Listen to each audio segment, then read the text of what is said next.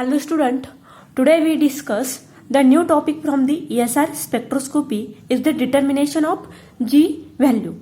In university examination, they ask the same question continuously year by year to determine the how to determine the G value or write a short note on the determination of the G value.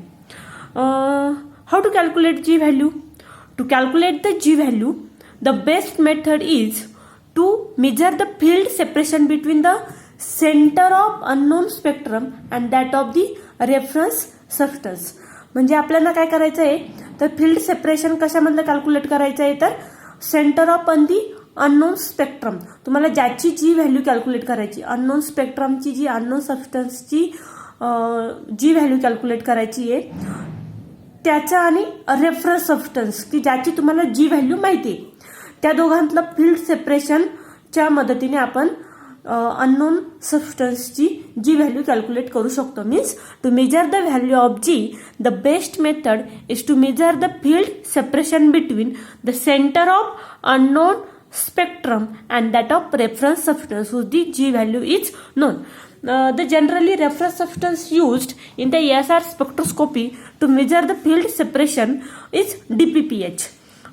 Is used to standard whose G value is 2.0036.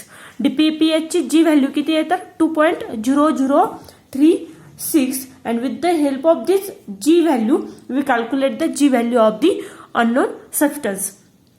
Generally, in ESR spectrometer, standard substance is placed along with the unknown in the same chamber of the dual cavity cell. इथं dual cavity cell मध्ये आपण एक ESR spectroमध्ये आपण काय घेतो तर unknown substance with the standard substance and the ESR spectrum shows two signals with a field separation of the delta H.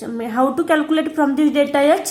G is equal to GS. GS means G value for the standard substance into bracket 1 minus delta H upon H. Delta H means the field separation between the unknown substance and the standard substance and H means the resonance frequency. On G value also ask the question factors affecting on the G value or the anisotropic effect or the deviation of the G value. There are three type of question asked on that topic is the factors affecting on G value or deviation of the G value or the anisotropic effect. The deviation of the G from the G means standard substance G value 2.0036. 2.0036 पासून deviation कसं होतं तर G व्हॅल्यूचं it's depends on the ability of the applied magnetic flux density to induce the local currents in free radical and give the sum information about the electronic structure. In transition metal complexes containing shells less than half filled, D shells transition metal complex मध्ये D shell जर ही less than half filled असेल तर G is less than the GE means the G value of the unknown substance is less than the G value of the standard substance. Are you getting this point? In transition metal complexes which contains the D shells less than half filled, then the G value for the unknown substance is less than the G value of the standard substance, and the for shells more than half filled, that is D shells is the more than half filled, then G for the unknown substance is greater than the G for the standard substance. Also, G value is anisotropic. This question is asked in university examination. G value is anisotropic or the anisotropic effect of the G value. That is, its magnitude depends upon the direction of the measurement. Anisotropy in G value is shown by the systems in the solid state. Generally ज्या system मध्ये axial symmetry present असेल the G value along the two dimensions that is X and Y directions are equal. G value for the X and Y directions are equal while G value along the Z direction is the different. Z डायरेक्शनला G value ही different असते. Also there are two concepts, G parallel and the G perpendicular. G parallel means the G value along the Z axis. त्याला काय म्हणायचं? G parallel means parallel to the external magnetic field, and G perpendicular means the perpendicular to the Z axis. Okay. If electron density is more in Z direction, then G parallel is greater than the G perpendicular. This question many time asked in the net set examination. G parallel and the G perpendicular, they asked the one question. जर Z direction ला Z axis ला electron density जास्त असेल, electron clouding जर जास्त असेल तर नेहमीच G पॅरलल ही G परपेंडिक्युलर पेक्षा ग्रेटर असते. जर कमी असेल तर G परपेंडिक्युलर ही G पॅरलल पेक्षा कमी असते. Get it this? Then now we discuss the Drago's rule. This rule also important for the net set examination. For different type of transition metal complexes, for example tetrahedral असेल, octahedral असेल किंवा square planar असेल, there are two main condition for the Drago's rule. Okay, in last lecture we see the how to calculate the number of lines in the complex, but here two conditions. Drago's rule given two conditions to calculate the number of lines in the transition metal complexes. First condition is hydrogen attached to the non-magnetic nuclei.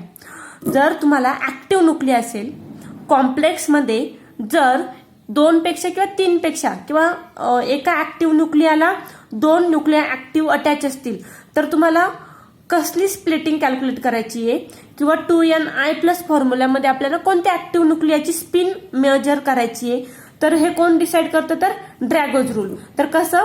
There are two conditions for the Drago's rule. First one is hydrogen attach to non magnetic nuclei means participated in splitting.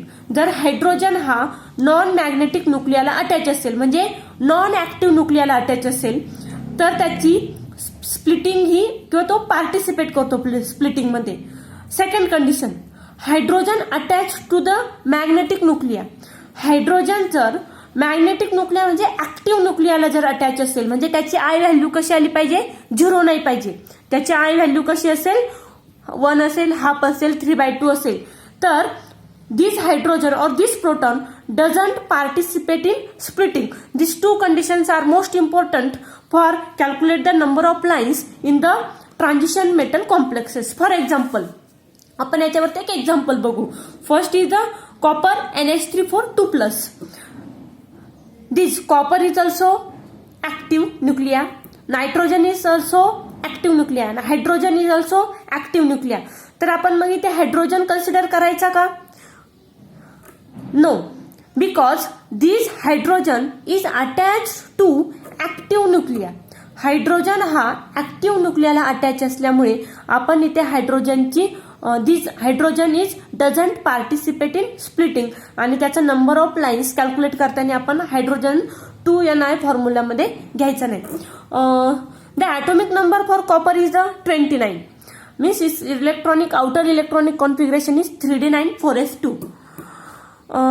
Copper 2+ असल्यामुळे आपण इथे काय घेतोय? 4s2 इथे आपण neglect करतो 3d9. and the number of unpaired electrons is the 1. Number of unpaired electron किती इथे 1. For copper I value is 3/2. For nitrogen I value is 1. And to calculate the number of lines we use the formula 2ni+1. इथे आपण फक्त copper आणि नायट्रोजनच्या I value घेतोय का? तर copper आणि नायट्रोजन हा ऍक्टिव्ह न्यूक्लिया आहे.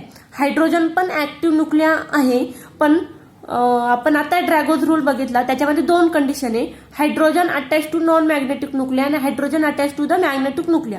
जर hydrogen attach to magnetic nuclei means active nuclei असेल तर it doesn't participate in splitting. Here hydrogen attach to the nitrogen means active nuclei, therefore it doesn't participate in splitting आणि त्याच्यामुळे आपण हा फॉर्म्युल्यामध्ये हायड्रोजन घेत नाहीये. For copper and nitrogen 2ni+1 फॉर्म्युल्यामध्ये जर आपण त्याच्या व्हॅल्यू टाकल्या 2 × 1 × 3/2+1 for copper and 2 × 4 × 1+1 for nitrogen. इथे 4 का? तर इथे नायट्रोजन किती आहे? 1, 2, 3 आणि 4.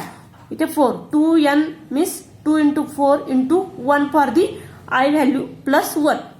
आणि इथे कॉपरचं बघा 2 into 1 n for n का 1 इथे तर कॉपर किती इथे एकच त्याच्यामुळे आपण इथे 1 घेतला into 3/2 I value is 3/2 plus 1 किती आलं हे 4 into 9 means 36 lines. Then the second example.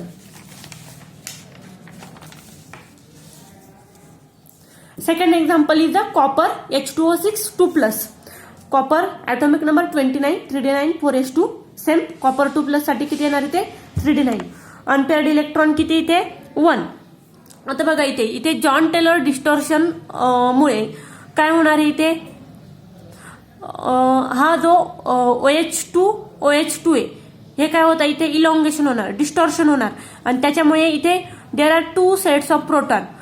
First set is this 4 OH2 and the second set is this above and this downward is the second from the second set because of the John Taylor distortion. To calculate the number of lines we use formula 2ni plus 1. For that I is necessary. For copper I is 3/2 and for hydrogen I is half. Here proton is attached to the non-magnetic nuclei. Oxygen काय आहे तर non magnetic किंवा non active nuclei आहे आणि त्याच्यामुळे आपण इथे proton participate in the splitting आणि त्याच्यामुळे आपण 2ni किंवा total number of lines calculate करण्यासाठी आपण इथे हायड्रोजन इथे फॉर्म्युल्यामध्ये घेतोय. For copper I is 3/2. For hydrogen I is half. But for hydrogen there are 2 set of proton A and B and we separate calculate this for these 2 protons 2ni plus 1. 2ni plus 1 is equal to 2 into for copper 2 into 1. Copper किती तर इथे 1 त्याच्यामुळे इथे n काय घेणार आपण 1 into 3/2. Copper साठी I काय तर 3/2 plus 1 into for the first set of proton Ha त्याला आपण काय कन्सिडर केलंय Ha 2 into HA किती आहे तर येथे 2 हायड्रोजन आणि इकडे 2 हायड्रोजन म्हणजे टोटल किती हायड्रोजन इथे 4 hydrogen 2 into 4 I value for hydrogen is the half plus 1 this for the HA and for HB total protons from the B set of proton is the 2 2 2 and 2 means total 8.